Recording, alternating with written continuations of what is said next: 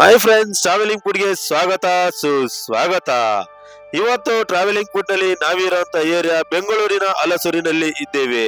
ಇಲ್ಲಿನ ವಿಶೇಷತೆ ಏನು ಅಂತ ಆಲ್ರೆಡಿ ನಿಮ್ಮೆಲ್ಲರಿಗೂ ತಮ್ನಿಲ್ ನೋಡಿ ಗೊತ್ತಿರುತ್ತೆ. ಹೌದು, ಇಲ್ಲಿನ ಪ್ರಖ್ಯಾತ ದೇವಸ್ಥಾನ ಶ್ರೀ ಸುಬ್ರಹ್ಮಣ್ಯ ಸ್ವಾಮಿ ದೇವಸ್ಥಾನಕ್ಕೆ ಭೇಟಿ ಮಾಡಿದ್ದೇವೆ.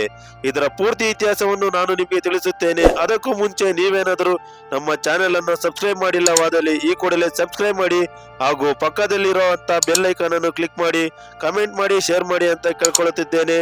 ಬನ್ನಿ ಈ ದೇವಸ್ಥಾನ ಇತಿಹಾಸವನ್ನು ತಿಳಿಯೋಣ. ಶ್ರೀ ಸುಬ್ರಹ್ಮಣ್ಯ, ಮುರುಗನ್, ಕಾರ್ತಿಕೇಯ, ಕುಮಾರಸ್ವಾಮಿ ಈ ರೀತಿಯ ಹಲವಾರು ಹೆಸರುಗಳಿಂದ ನಾವು ಪೂಜಿಸುವ ಶ್ರೀ ಸುಬ್ರಹ್ಮಣ್ಯ ಸ್ವಾಮಿ ಅವರು ಬೆಂಗಳೂರಿನ ಹಲಸೂರು ದೇವಸ್ಥಾನದಲ್ಲಿ ಬಂದು ನೆಲೆಸಿದ ಐತಿಹಾಸಿಕ ಮಹತ್ವವನ್ನು ಹಾಗೂ ಇತಿಹಾಸವನ್ನು ಈಗ ನಿಮಗೆ ನಾನು ತಿಳಿಸುತ್ತಿದ್ದೇನೆ.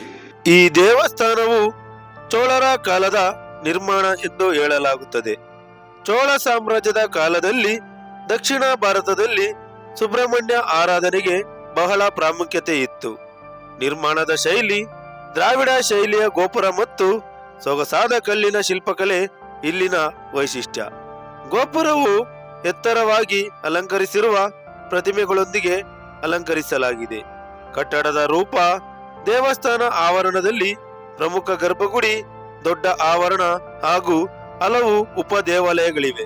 ದೇವಸ್ಥಾನದ ವಿಶೇಷತೆಗಳು: ದೇವರ ಪ್ರತಿಮೆ ಸುಂದರವಾದ ಕಲ್ಲಿನ ಮೂರ್ತಿ. ಅದನ್ನು ಅಲಂಕರಿಸಿ ಪ್ರತಿ ವರ್ಷ ಭವ್ಯ ಉತ್ಸವಗಳನ್ನು ಮಾಡುತ್ತಾರೆ. ಹಲಸೂರಿನ ಸುಬ್ರಹ್ಮಣ್ಯ ಸ್ವಾಮಿ ದೇವಸ್ಥಾನವು ಪಾಲ್ಕಿ ಉತ್ಸವ ಮತ್ತು ತೈಪೂಸಂ ಹಬ್ಬಕ್ಕೆ ಪ್ರಸಿದ್ಧ. ದೇವಸ್ಥಾನವು ಅಷ್ಟದಶ ಶಕ್ತಿಪೀಠಗಳ ರೀತಿಯ ಮಹತ್ವ ಪಡೆದಂತಿದ್ದು ಬೆಂಗಳೂರಿನ ಹಳೆಯ ದೇವಾಲಯಗಳಲ್ಲಿ ಒಂದಾಗಿದೆ. ಸ್ಥಳೀಯರು ಹೆಚ್ಚಿನ ಭಕ್ತಿಭಾವದಿಂದ ಭೇಟಿ ನೀಡುತ್ತಾರೆ. ಇಲ್ಲಿನ ಹಬ್ಬಗಳು: ಸುಬ್ರಹ್ಮಣ್ಯ ಷಷ್ಠಿ ಪ್ರಮುಖ ಹಬ್ಬ, ತೈಪೂಸಂ ತಮಿಳು ಸಮುದಾಯವು ದೊಡ್ಡ ಪ್ರಮಾಣದಲ್ಲಿ ಆಚರಿಸುವ ಹಬ್ಬ, ಕಾರ್ತಿಕ ಮಾಸ ದೀಪೋತ್ಸವ ಇವು ಇಲ್ಲಿನ ಪ್ರಮುಖ ಹಬ್ಬಗಳು.